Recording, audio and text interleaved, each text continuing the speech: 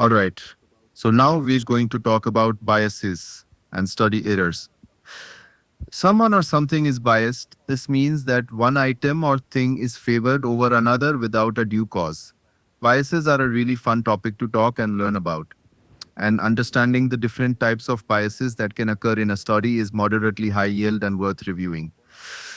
So, for our purposes, bias is defined as a situation in which an outcome is systematically favored over another. It therefore causes a systematic error. So, let's review this with a quick flash quiz. Do you recall what systematic error reduces? Great. Systematic error reduces the accuracy of a study. And this makes sense. If a bias induces a systematic error, and biases are situations where one item is favored without good reason, it follows that systematic error would reduce accuracy. Let's start with biases that can occur when recruiting participants for your study. Selection bias is the non random assignment of subjects to study groups. For example, selection bias occurs if only hospitalized patients are used as a control group, or if the patients themselves decide which group to enter.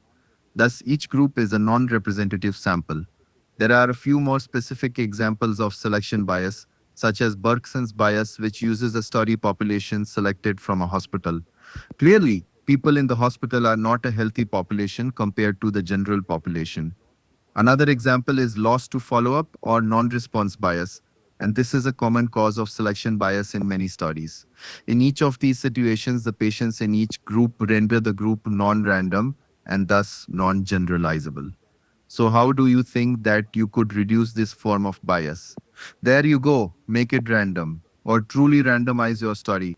You could also ensure an appropriate reference group, and these would all help to reduce selection bias. All right, so let's illustrate this a bit more. Let's say you're running an intensive weight loss and diet program.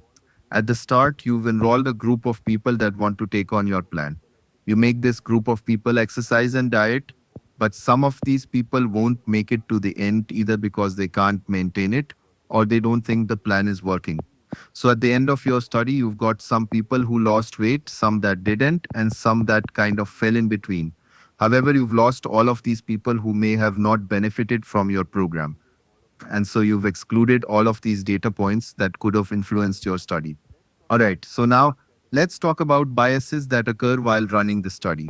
Recall bias is when the knowledge that a disorder is present affects the recall by subjects. For example, if patients are asked about past behaviors like smoking, especially during pregnancy, they may not remember or report them accurately. Hence, recall bias is common in retrospective studies. Sometimes, if you catch the population of interest close to the event, you can actually decrease recall bias. And that makes sense. Your ability to recall would be better closer to the event than further away.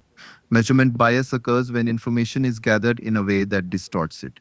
For example, the GPS on my phone always overestimates the distance I've run, but it keeps time perfectly. The result? I think I'm running a faster mile than I really am. Another example of measurement bias is the Hawthorne effect. This is when the person being studied actually changes their behavior because they know they're being observed. You might see this in an observational study looking at physical activity in cardiac disease. Participants are likely to increase activity because they believe it helps prevent disease. How do you combat this? You standardize the data collection method and add in placebo groups. Procedure bias occurs when subjects in different groups are not treated the same. For instance, more attention is paid to the treatment group, leading to greater compliance. So, how do you avoid this? By blinding the researchers and the doctors administering the treatment. Observer expectancy bias is when the researcher's belief in a treatment actually changes the outcome. This has a name, the Pygmalion effect. It's a form of observer bias, and it can be avoided by having an independent observer interpret the outcomes. If this were to occur, what kind of blinding would help? There you go, a double blinded study. Confounding bias happens when two associated factors confuse the results. The effects of extraneous factors muddle the exposure disease relationship. It can be prevented by matching controls to cases so that they share the same characteristics, except for the factor of interest. An example here is alcohol and esophageal cancer. If a study aims to see if alcohol causes esophageal cancer, smoking could be a confounding factor. Why? Because smoking is associated with both alcohol use and esophageal cancer. Without controlling for both, you're open to confounding bias. Lead time bias occurs when early detection is mistaken for increased survival. The disease's natural history hasn't changed, but early detection makes survival look longer. Think about cancer screening for this type of bias. Link time bias happens when slowly progressive diseases are more likely to be detected, leading to overestimation of survival. For example, prostate cancer versus lung cancer. Prostate cancer progresses slowly, lung cancer doesn't. So early detection appears to help more with prostate cancer. Now, let's go over ways to reduce bias. Placebos, blinding, and crossover studies all help. In crossover studies, each subject acts as their own control. Group 1 gets the treatment, Group 2 gets placebo, and then later they switch. This method helps eliminate many types of bias. Randomization is also highly effective, especially against selection and confounding bias.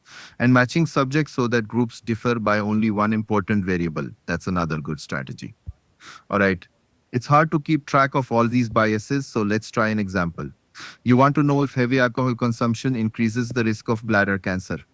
You conduct a prospective cohort study, compare drinkers to non-drinkers, and get a relative risk of 2.3 with a p-value less than 0.01.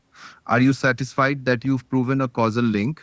What kind of bias could be present? A. Confounding bias. B. Lead time bias. C. Observer expectancy. D. Procedure bias. There you go. The answer is A. Confounding bias. Why? Because smoking is linked to both drinking and bladder cancer. So it could explain some or all of the observed association.